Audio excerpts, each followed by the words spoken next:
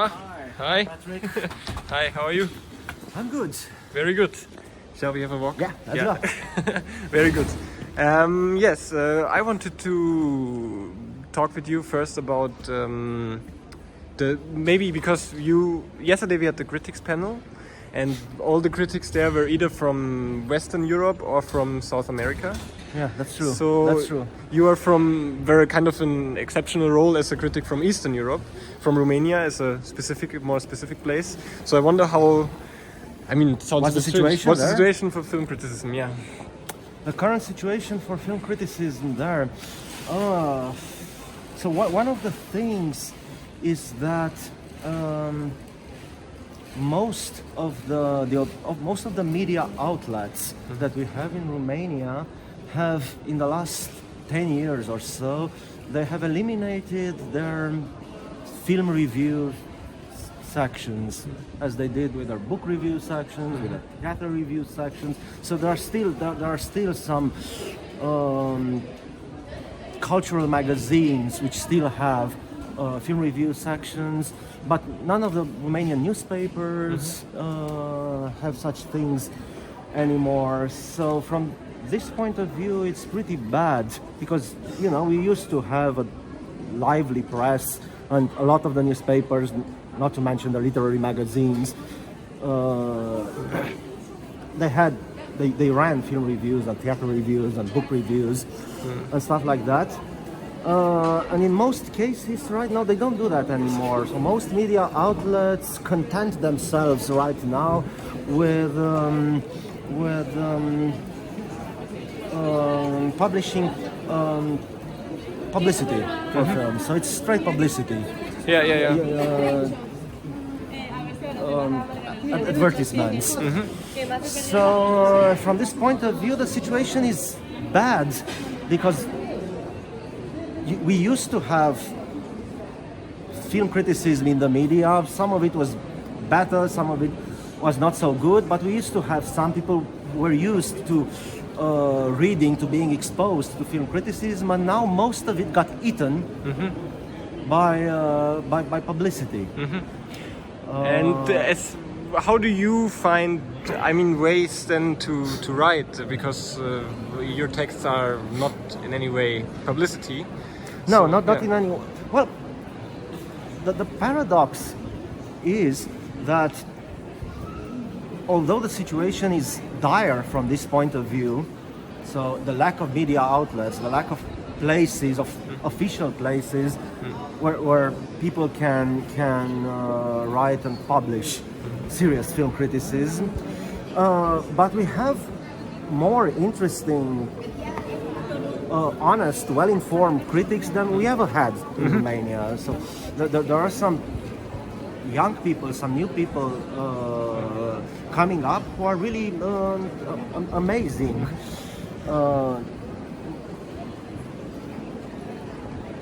But getting exposure is the trick. Yeah. So where exactly can they publish? So of course they publish on independent websites and on personal blogs, and most of them find a readership, but of course it's a very fragmented readership. And for the moment, I think that you have to get reconciled to this situation, that you're only reaching more fragmented, a smaller readership than you could have reached 15 years ago, for example. But the trick is to keep doing it, to keep doing serious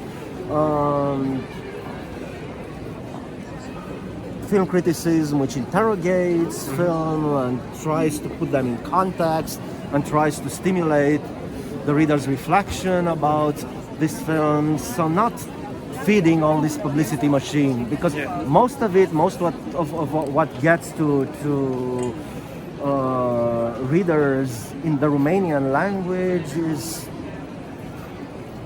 publicity or I don't know, propaganda, Yeah. of one type or the other. So it's the trick is to fight that, to resist all that. And there are a lot of people who are doing it, but of course, few of them are reaching a wide readership. So this is the true question. What do you do as a Romanian film critic right now to reach not a wide readership, but a wider, slightly wider readership?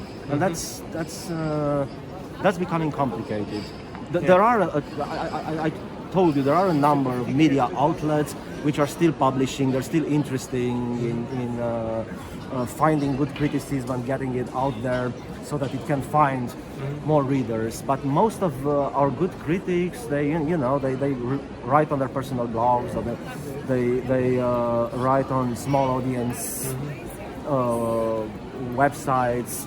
So they're independent, totally independent. And I also wanted to ask you a bit about, because you are one of the experts, I would say, on new Romanian cinema, or whatever we might call it. Yeah, and new Romanian cinema. This year we only have one film from that so-called wave here in the Biennale, which is La Gomera by Porumboiu. Gomera, yeah. So maybe you can either speak about that film or tell us a bit about the status quo of this new wave, or where it's heading, or in your opinion. You can also answer both, as you prefer. Well, it's certainly changing, and this new Porumboiu film, La Gomera, contains very obvious signs of change, because with this film he pretty much turned against everything he did in his first few films. And this is especially striking considering that this new one, La Gomera, is a sort of sequel to his second film, Police Objective. And in stylistic terms, it's the opposite of that film. It's inhabiting a completely different paradigm. That film was like an observational documentary. It was emphasizing real time, real duration, and the heaviness of time in which nothing of dramatic import is happening, and the policeman either doing things around the house, such as eating soup, or following for many minutes. Some kids were just smoking joints, and we had to watch him watching them for minutes and minutes. And there was that strong sense of duration. There was also that obsession with language and what words mean, and if things have a meaning outside words, and there are all those conversations about words and the dictionary definitions of words and the lyrics of a pop song and so on and so forth. Whereas this new film, it's something completely different. It's reaching for glamour, it's reaching for spectacular Hollywood-style storytelling, elaborate flashback structure, and also, Hollywood-type pleasure, sex. And why did he do that? I mean, it's very striking what you describe. The difference is very striking, and I don't know. I have to ask you, how does it play? Because for Romanians, of course, it's spectacular and it's sort of exotic, and people who have followed the new Romanians, even people who haven't followed the new Romanian cinema, but who have a cliche, caricature, a cliche idea of what a new Romanian film is, and when they see this film, they see that it's